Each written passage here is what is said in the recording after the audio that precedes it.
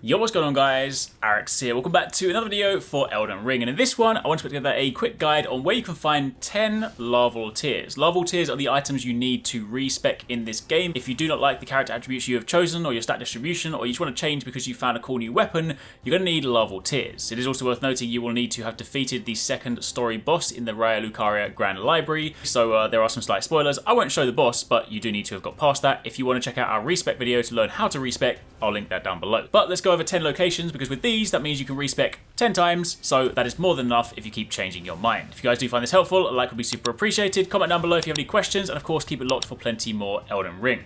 For the first one, we'll be turning our attention to the southern part of Limgrave. You're going to be going down to the Caelid Lake South Site of Grace. And from here, you simply need to run up towards this side, up the little cliff face, and you will then find a few enemies. When you defeat this enemy, they will turn into a bear. You will, of course, want to mind out because it will probably grab you. But after that, you then need to defeat that bear, and you'll get a Larval Tear. For the second location, we'll be going north up into Liurnia, and this time you want to go to the Folly of the Lake Site of Grace over here on the left. From here, you then need to run up towards the village of the HyperX. Pretty simple, it's just a straight route, but just in case you guys haven't been there yet, I will leave the route running on screen. You simply run up here between these sort of hanging corpses, and when you get to the top, there will be a small graveyard. Again, I have actually picked this one up already, but going over to this coffin here, where you sort of see this dead person lying on the floor, that is where you'll find it. It'll be a purple collectible. Now for the third one, we are staying in the same location in Liurnia, this time going back to the Folly of the Lake Site of Grace, and this time you want to head up into this direction. You guys have probably passed this many times. There is a lobster roaming around the lakes, and if you go and defeat this lobster, it'll then reveal itself, and it was actually a camouflage, and it is this creepy looking guy with the multiple arms. I forgot their actual name, but either way, you then need to kill this, and when you kill that, you will get a Larval Tear.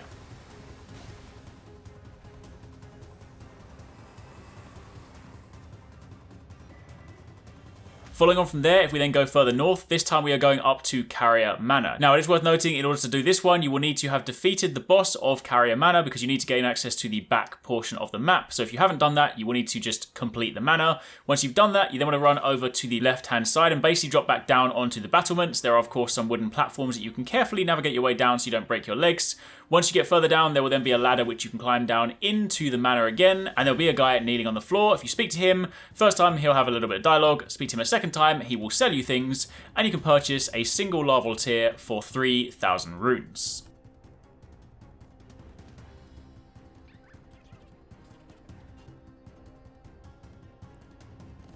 Now, following on from there, we're then going to be going over to the east. We're going over to Caelid this time, and what you want to do is go to the nearest site of grace, which for me was the Cathedral of Dragon Communion, and you then want to run up towards this location you see on the map right now. Basically, we are going to be going over to a grave site, and if you go and kill the enemies here, when you kill the enemy at the back, he will then teleport or transform into a giant. Similar behavior to the bear from earlier. You simply need to defeat the giant, and you will then get a Larval Tear.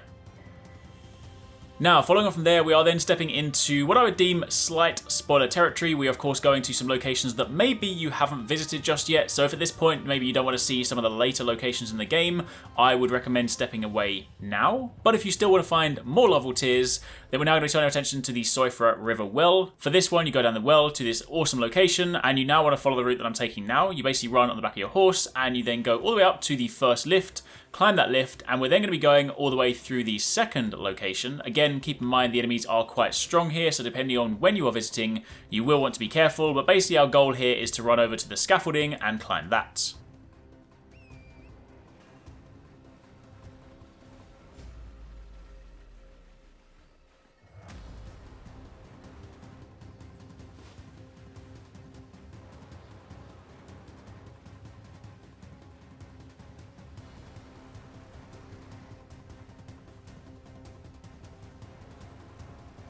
Once you get to the top, you can then bypass the enemy, hug the wall on the left, and you wander down and follow the pathway. When you get to the very end of here, you drop down and there'll be a vendor, and they too will sell you a Larval Tear for 3,000 runes.